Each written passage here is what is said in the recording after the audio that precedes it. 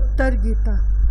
उत्तर गीता महाभारत के आश्वमेधिक पर्व के अंतर्गत अनुगीता नामक उप पर्व में मिलती है। लघुकाय होते हुए भी तात्विक दृष्टि से यह अत्यंत महत्वपूर्ण है। कुरुक्षेत्र में भगवान श्री कृष्ण ने अर्जुन को भगवत गीता रूपी जो ज्ञान उपदेश दिया था, उसका कालांतर में अर्जुन को विस्मरण हो गया। भगवान श्री कृष्ण ने भी योग युक्त होकर व्यक्त किए गए उस ज्ञान का पुनः पूरा स्मरण असंभव ही बताया, परंतु अर्जुन के कल्याणार्थ उत्तम गति प्रदान करने में सक्षम उसी परमात्म तत्व को भिन्न रूप से वर्णित किया। उसी को उत्तर गीता कहते हैं। जीव को शुभ अशुभ सभी कर्मों का फल अवश्य भोगना पड़ता है, अतएव सत्कर्म ही करें। ऐसी प्रेरणा देने के साथ ही जीव की विभिन्न गतियां तथा मोक्ष प्राप्ति के उपायों का वर्णन भी इसमें किया गया है। यही सारगर्भित तथा सुबोध तात्विक विवेचन युक्त उत्तर गीता यहाँ सानुवाद प्रस्तुत की जा रही है। पहला अध्याय। अर्जुन का श्री कृष्ण से गीता का विषय पूछना और श्री कृष्ण का अर्जुन से सिद्ध महर्षि एवं काश्यप का संवाद सुनाना। जन्मेजय ने पूछा, ब्रह्मन शत्रुओं का नाश करके जब महात्मा श्री कृष्ण और अर्जुन सभा भवन में रहने लगे, उन दिनों उन दोनों में क्या क्या बातचीत हुई। वैशंपायन जी ने कहा, राजन, श्री कृष्ण के सहित अर्जुन ने जब केवल अपने राज्य पर पूरा अधिकार प्राप्त कर लिया, तब वे उस दिव्य सभा भवन में आनंद पूर्वक रहने लगे। नरेश्वर एक दिन वहां स्वजनों से घिरे हुए वे दोनों मित्र स्वेच्छा से घूमते घामते सभा मंडप के एक ऐसे भाग में पहुंचे जो स्वर्ग के समान सुंदर था। पांडु नंदन अर्जुन भगवान श्री कृष्ण के साथ रहकर बहुत प्रसन्न थे। उन्होंने एक बार उस रमणीय सभा की ओर दृष्टि डालकर भगवान श्री कृष्ण से कहा, महाबाहो, देवकी नंदन जब संग्राम का समय उपस्थित था, उस समय मुझे आपके महात्म्य का ज्ञान और ईश्वरीय स्वरूप का दर्शन हुआ था। किंतु केशव, आपने सौहार्द्रवश पहले मुझे जो ज्ञान का उपदेश दिया था, मेरा वह सब ज्ञान इस समय विचलित चित्त हो जाने के कारण नष्ट हो गया, भूल गया है। माधव, उन विषयों को सुनने के लिए मेरे मन में बारंबार उत्कंठा होती है। इधर आप जल्द ही द्वारका जाने वाले हैं, अतः पुनः वह सब विषय मुझे सुना दीजिए। वैशंपायन जी कहते, राजन, अर्जुन के ऐसा कहने पर वक्ताओं में श्रेष्ठ महातेजस्वी भगवान श्री कृष्ण ने उन्हें गले से लगाकर इस प्रकार उत्तर दिया। श्री कृष्ण बोले, अर्जुन, उस समय मैंने तुम्हें अत्यंत गोपनीय ज्ञान का श्रवण कराया था। अपने स्वरूप भूत धर्म सनातन पुरुषोत्तम तत्व का परिचय दिया था और शुक्ल कृष्ण गति का निरूपण करते हुए संपूर्ण नित्य लोकों का भी वर्णन किया था। किंतु तुमने जो अपनी नासमझी के कारण उस उपदेश को याद नहीं रखा, यह मुझे बहुत अप्रिय है। उन बातों का अब पूरा स्मरण होना संभव नहीं जान पड़ता। पांडुनंदन, निश्चय ही तुम बड़े श्रद्धाहीन हो, तुम्हारी बुद्धि बहुत मंद जान पड़ती है। धनंजय, अब मैं उस उपदेश को ज्यों का त्यों नहीं कह सकता, क्योंकि वह धर्म ब्रह्म पद की प्राप्ति कराने के लिए पर्याप्त था। वह सारा का सारा धर्म उसी रूप में फिर दोहरा देना अब मेरे वश की बात भी नहीं है। उस समय योग युक्त होकर मैंने परमात्म तत्व का वर्णन किया था। अब उस विषय का ज्ञान कराने के लिए मैं एक प्राचीन इतिहास का वर्णन करता हूँ, जिससे तुम उस समत्व बुद्धि का आश्रय लेकर उत्तम गति प्राप्त कर लोगे। धर्मात्माओं में श्रेष्ठ अर्जुन, अब तुम मेरी सारी बातें ध्यान देकर सुनो। शत्रु दमन।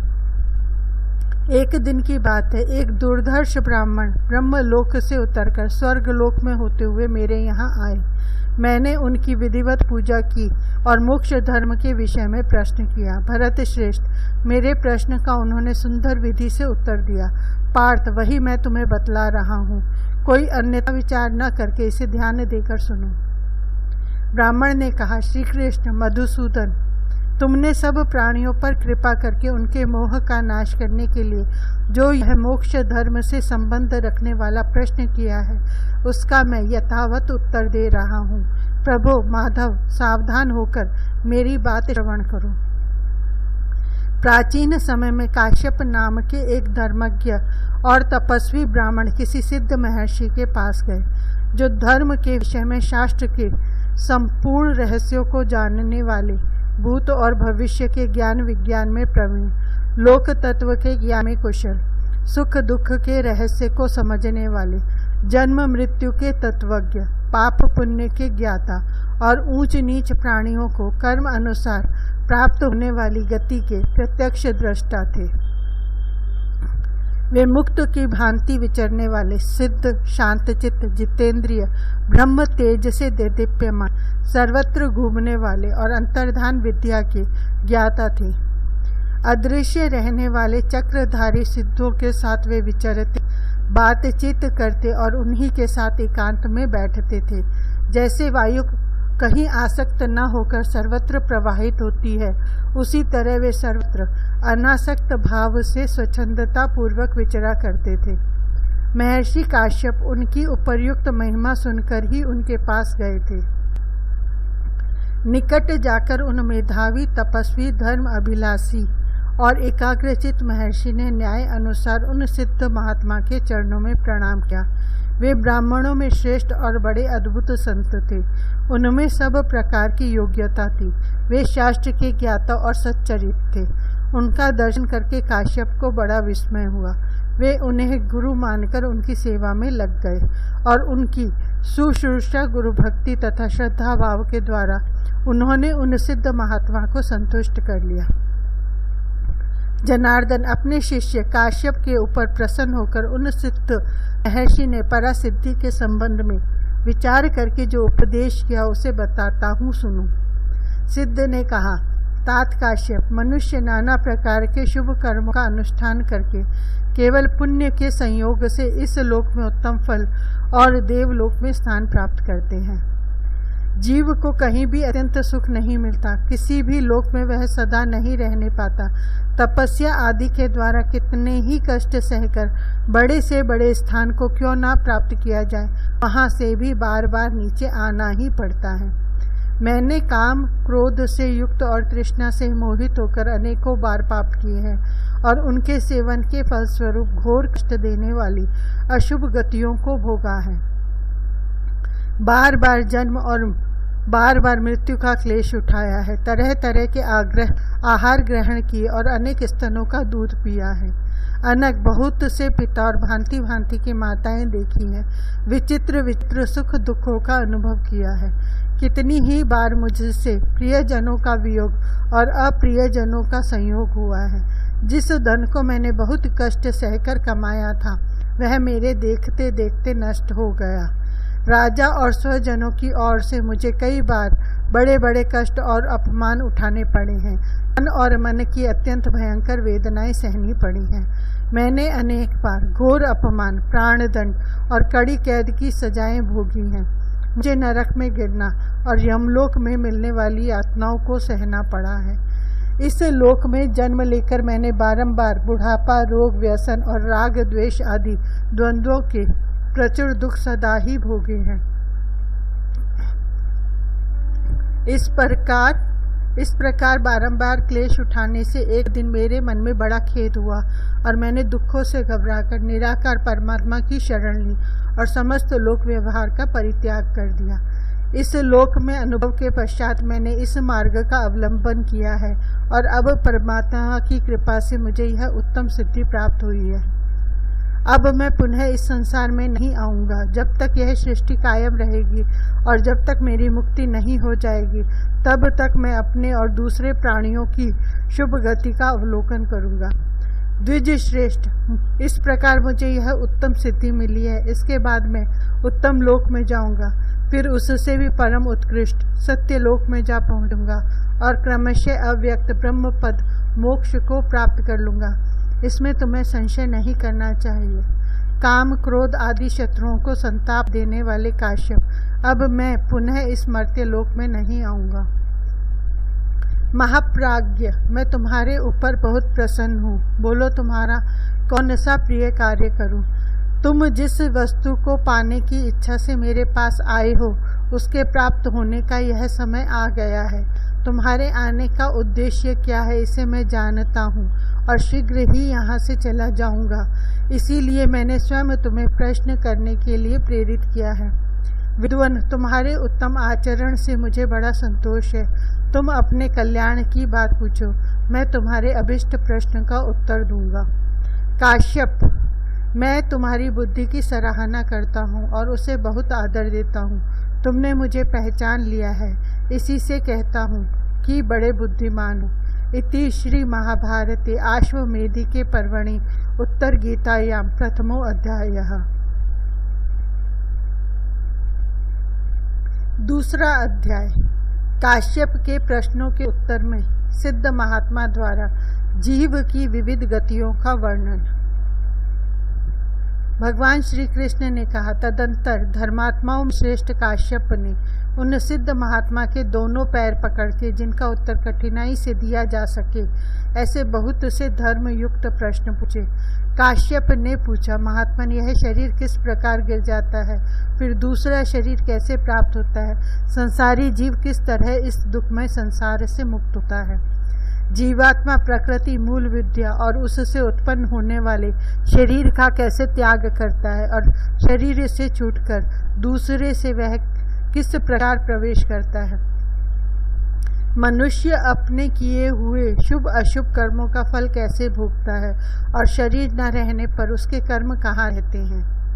ब्राह्मण कहते हैं, वृष्णि नंदन श्री कृष्ण, काश्यप के इस प्रकार पूछने पर सिद्ध महात्मा ने उनके प्रश्नों का क्रमशः उत्तर देना आरंभ किया। वह मैं बता रहा हूँ, सुनिए। सिद्ध ने कहा, काश्यप, मनुष्य इस लोक में आयु और कीर्ति को बढ़ाने वाले जिन कर्मों का सेवन करता है वे शरीर प्राप्ति में कारण होते हैं। शरीर ग्रहण के अनंतर जब वे सभी कर्म अपना फल देकर क्षीण हो जाते हैं उस समय जीव की आयु का भी क्षय हो जाता है। उस अवस्था में वह विपरीत कर्मों का सेवन करने लगता है और विनाश काल निकट आने पर उसकी बुद्धि उल्टी हो जाती है। वह अपने सत्व, धैर्य, बल और अनुकूल समय को जानकर भी मन पर अधिकार न होने के कारण असमय में तथा अपनी प्रकृति के विरुद्ध भोजन करता है। अत्यंत हानि पहुंचाने वाली जितनी वस्तुएं हैं उन सब का वह सेवन करता है। कभी तो बहुत अधिक खा लेता है, कभी बिल्कुल ही भोजन नहीं करता है, कभी दूषित खाद्य अन्न पान को भी ग्रहण कर लेता है, कभी एक दूसरे के विरुद्ध गुण वाले पदार्थों को एक साथ खा लेता है। किसी दिन गरिष्ठ अन्न और वह भी बहुत अधिक मात्रा में खा जाता है। कभी कभी एक बार का खाया हुआ अन्न पचने भी नहीं पाता कि दोबारा भोजन कर लेता है। अधिक मात्रा में व्यायाम और स्त्री संभोग करता है। सदा काम करने के लोभ से मलमूत्र के वेग को रोके रहता है। रसीला अन्न खाता और दिन में सोता है और कभी कभी खाए हुए अन्न के पचने के पहले असमय में भोजन करके स्वयं ही अपने शरीर में स्थित वात, पित्त आदि दोषों को कुपित कर देता है। उन दोषों के कुपित होने से वह अपने लिए प्राणनाशक रोगों को बुला लेता है अथवा फांसी लगाने या जल में डूबने आदि शास्त्र विरुद्ध उपायों का आश्रय लेता है। इन्हीं सब कारणों से जीव का शरीर नष्ट हो जाता है। इस प्रकार जो जीव का जीवन बताया गया है उसे अच्छी तरह समझ लो। शरीर में वायु, तीव्र वायु से प्रेरित हो पित्त का प्रकोप बढ़ जाता है और वह शरीर में फैलकर समस्त प्राणों की गति को रोक देता है। इस शरीर में कुपित होकर अत्यंत प्रबल हुआ पित्त जीव के मर्म स्थानों को विदीर्ण कर देता है। इस बात को ठीक समझो। जब मर्म स्थान छिन्न भिन्न होने लगते हैं तब वेदना से व्यथित हुआ जीव तत्काल इस जड़ शरीर से निकल जाता है, उस शरीर को सदा के लिए त्याग देता है। द्विज श्रेष्ठ, मृत्यु काल में जीव का तन मन वेदना से व्यथित होता है, इस बात को भली भांति जान लो। इस तरह संसार के सभी प्राणी सदा जन्म और मरण से उद्विग्न रहते हैं। विप्रवर, सभी जीव अपने शरीर का त्याग करते देखे जाते हैं। गर्भ में मनुष्य प्रवेश करते समय तथा गर्भ से नीचे गिरते समय भी वैसी ही वेदना का अनुभव करता है। मृत्यु काल में जीवों के शरीर की संधियां टूटने लगती हैं और जन्म के समय वह गर्भस्थ जल से भींगकर अत्यंत व्याकुल हो उठता है। अन्य प्रकार की तीव्र वायु से प्रेरित हो शरीर में सर्दी से कुपित हुई जो वायु 5 भूतों में प्राण और अपान के स्थान में स्थित है, वही पंचभूतों के संघात का नाश करती है और तथा वह देहधारियों को बड़े कष्ट से त्याग कर ऊर्ध्वलोक को चली जाती है। इस प्रकार जब जीव शरीर का त्याग करता है तब प्राणियों का शरीर उच्छ्वासहीन दिखाई देता है। उसमें गर्मी, उच्छ्वास, शोभा और चेतना कुछ भी नहीं रह जाती। इस तरह जीवात्मा से परित्यक्त उस शरीर को लोग मृत मरा हुआ कहते हैं। देहधारी जीव जिन इंद्रियों के द्वारा रूप, रस आदि विषयों का अनुभव करता है, उनके द्वारा वह भोजन से परिपुष्ट होने वाले प्राणों को नहीं जान पाता। इस शरीर के भीतर रह जो कार्य करता है वह सनातन जीव है। कहीं कहीं संधि स्थानों में जो जो अंग संयुक्त होता है उसको तुम मर्म समझो, क्योंकि शास्त्र में मर्म स्थान का ऐसा ही लक्षण देखा गया है। उन मर्म स्थानों संधियों के विलग होने पर वायु ऊपर को उठती हुई प्राणी के हृदय में प्रविष्ट हो शीघ्र ही उसकी बुद्धि को अवरुद्ध कर लेती है। तब अंत काल उपस्थित होने पर प्राणी सचेतन होने पर भी कुछ समझ नहीं पाता, क्योंकि तम अविद्या के द्वारा उसकी ज्ञान शक्ति आवृत्त हो जाती है, मर्म स्थान भी अवरुद्ध हो जाते हैं। उस समय जीव के लिए कोई आधार नहीं रह जाता और वायु उसे अपने स्थान से विचलित कर देती है।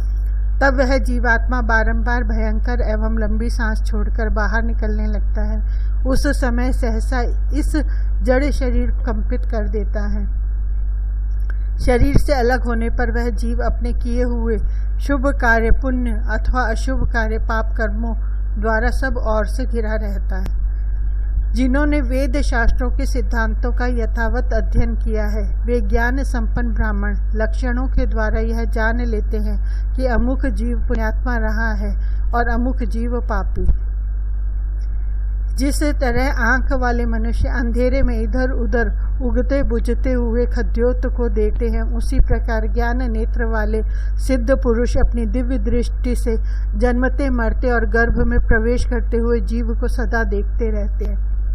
शास्त्र के अनुसार जीव के 3 प्रकार के स्थान देखे गए हैं, मृत्युलोक, स्वर्गलोक और नरक। यह मर्त्य लोक की भूमि जहाँ बहुत से प्राणी रहते कर्मभूमि कहलाती है।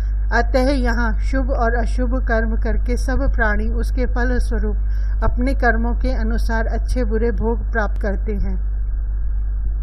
यही पाप करने वाले राक्षस अपने कर्मों के अनुसार नरक में पड़ते हैं। यह जीव की अधोगति है जो घोर कष्ट देने वाली है। इसमें पड़कर पापी मनुष्य नरक अग्नि में पकाए जाते हैं। उससे छुटकारा मिलना बहुत कठिन है। अतः पाप कर्म से दूर रहकर अपने को नरक से बचाए रखने का विशेष प्रयत्न करना चाहिए। स्वर्ग आदि के ऊर्ध्व लोकों को जाकर प्राणी जिन स्थानों में निवास करते हैं उनका यहाँ वर्णन किया जाता है। इस विषय को यथार्थ रूप से मुझसे सुनो। इसको सुनने से तुम्हें कर्मों की गति का निश्चय हो जाएगा और नैष्ठिक की बुद्धि प्राप्त होगी। जहाँ ये समस्त तारे हैं, जहाँ यह चंद्रमंडल प्रकाशित होता है और जहाँ सूर्यमंडल जगत में अपनी प्रभा से उद्भासित हो रहा है, ये सब के सब पुण्य कर्मा पुरुषों के स्थान है, ऐसा जानो। पुण्यात्मा मनुष्य उन्हीं लोकों में जाकर अपने पुण्यों का फल भोगते हैं। जब जीवों के पुण्य कर्मों का भोग समाप्त हो जाता है तब वे वहां से नीचे गिरते हैं। इस प्रकार बारंबार उनका आवागमन होता रहता है। स्वर्ग में भी अधम, मध्यम और अधम का भेद रहता है। वहां भी दूसरों को अपने से बहुत अधिक दीप्तिमान, तेज एवं ऐश्वर्य देखकर मन में संतोष नहीं होता है। इस प्रकार जीव की इन सभी गतियों का मैंने तुम्हारे समक्ष पृथक पृथक वर्णन किया है। अब मैं यह बतलाऊंगा कि जीव किस प्रकार गर्भ में आकर जन्म धारण करता है। ब्रह्मन, तुम एकाग्रचित्त होकर मेरे मुख से इस विषय का वर्णन सुनो। इति श्री महाभारते आश्वमेधिके पर्वणि उत्तर गीतायां 2 अध्यायः।